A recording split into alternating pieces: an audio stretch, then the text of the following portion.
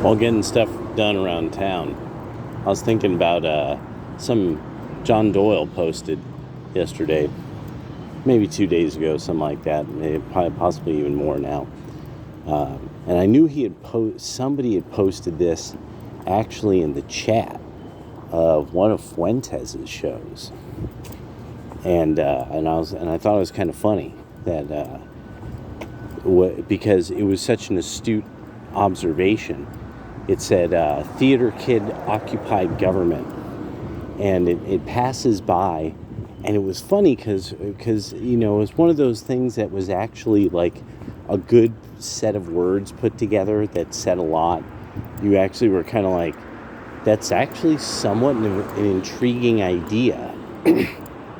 And of course, therefore, Nick Fuentes crushed it, because he's sort of like this weird Cobra Commander kind of like character, that there's always something a bit comical. He's the comical Skeletor that and that he'll have like these people around him who it's like everybody's like, dude, what is with these guys around him? Like, that one looks like a fish man, and what's with this dude? And I mean, no, they look like they're probably somewhat, possibly dangerous, but they run into things a lot, and they kind of bungle things. It's not like they're serious characters around him, but they do kind of, I don't know what to make of this. And so, it's like, Cobra Commander, maybe we should just do this, which would, like kill all the G.I. Joes, like, instantaneously. What? You're an idiot. Thanks for the super chat, idiot. And you're just like, hold on. Like, it's total Dr. Evil style. But there's moments where you're like, no, I get some of your speeches actually are not terrible. Like, you've actually forced a lot of conversations, right? How do you do this so by reflex, so well to people who are on your side? So I'm pretty sure that was probably Doyle in the chat, and I was sitting there, and that always stuck with me because that was such an astute observation by one of his people, and it was not just astute. I had actually seen this. This was actually something I had seen with a consistent pattern. Most of the people I knew, even of my generation, that I knew were way into the theater, all these people were like visceral Trump haters, and none of them were people who were in any way politically astute, and definitely not, they couldn't tell you a goddamn thing about economics. So I would sit there and I'd be like, I don't really understand kind of what they understand that informs them. And that's what kept happening in my mind, that thinking, of course, then information helps, because information helped for me, because I had been trained that my mind had been trained, like, at some point you have to doubt yourself. If you really doubt, like, the basis upon which you're coming from, especially if you find you can't understand the verbiage somebody's using.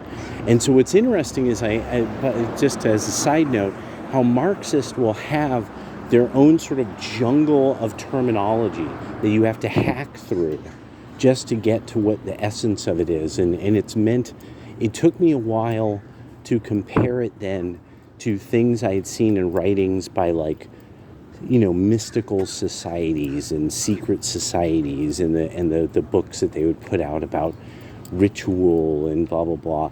That after a while you started sitting there going, a lot of this is kind of gobbledygook. Like, and it's self-referential in a way that makes it actually kind of like eat epistemology itself, like turn around, and it's like the Ouroboros of epistemology.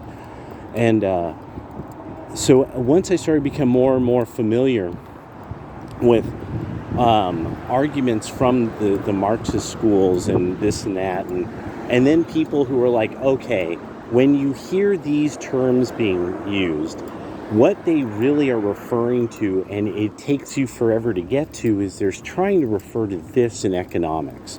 They're trying to refer to the, like, we now understand through kind of enough epistemology and phenomenology that what they're trying to communicate is this. They won't say those words because now they can't muddle the argument with their kooky jargon of their school of philosophy, of quasi-anti-philosophy. And so I was, okay, that, because with economics, what you end up finding is, yes, with modern monetary theorists, you end up often with muddled, hazy, amorphous, gossamer arguments. This whole like supposedly reports of economics that are just full of strange vagaries and allegories and such like, and similes, rather than here are the raw numbers about something. Here's what our various arguments are about what should be done and why, what the future holds, and and based on those numbers, which you find all over YouTube. Like, most people can't even imagine. It's hard to separate for a lot of people who they don't get experience with the language of economics when somebody's observing.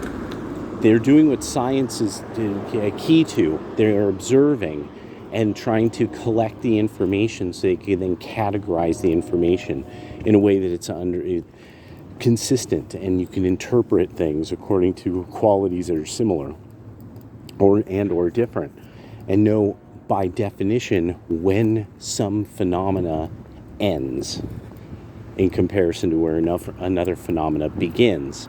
With Marx, none of this. He's not an economist. He's scarcely a philosopher, and so and really he even brings something up that philosophers who are familiar would be like, no, that's actually almost definitively not what philosophy is. What he's arguing here is sort of what he's doing. So I wanted to put that out there, because what started to hit me was almost anything that is the culture itself seems to be up against this theater kid culture. There was actually people who brought this up. They brought up the importance of a show called Glee, which I never quite understood how important this was, and didn't really get, like, then also how I think around the same time is the first wave of Potterheads, where you get these kids running around in like capes, dressed up as Harry Potter houses and stuff, and how this was Dorkville. I mean, it was that's one of the key things with Potter, is that this wasn't Dungeons and Dragons, which is nerdy. It was Harry Potter, which is dorky, and but delightfully so. Delightfully childish and dorky, and it could be, and even nerds could kind of respect it for that. It was this, when people are running around in the capes, and then seeing, like, in liberal America, people did that. Kids were wearing capes to their middle schools and high schools and stuff. And I know some of you are going to probably put it in the comments, or like, oh my God, that was so long ago. I remember. Remember this one kid. So the thing now is this, that I started thinking about it. Now these people are like 40 something to 30 something years old.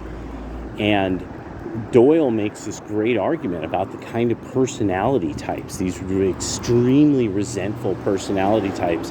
And a big part of it is having this sort of weird world of non-culture through the world of like bad theater, and because these people choose what plays speak to them. This is no longer that there's a variety of standards, that it's like that you get a feel for this type of, people aren't going through the old Shakespeare anymore. they're gaying it up and doing all kinds of goofy things. So not studying what a character would be, historically, what type of person this would be, what type of personality type, what culturally they would be like in history. No, these are Les Miserables fans.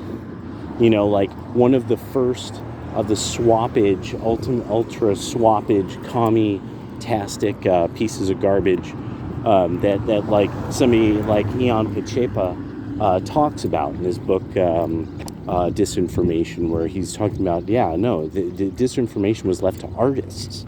That's what the Soviets did. They would recruit the artists to smear people, and that's what disinformation was. And now now we use it similarly and differently. And so it was just, and their revolution is dying because without something, they don't have a rapport with the audience.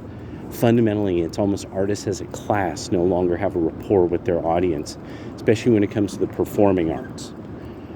They just don't understand who they're performing for, or the stories that these kind of people would like. So that aspect will fail. And it'll have actually a cascading effect on other parts of that culture. I think a big part of it is going to be educators and educators groups. I don't know exactly how, but it's just kind of a feeling I got right now. All right, talk to you guys later.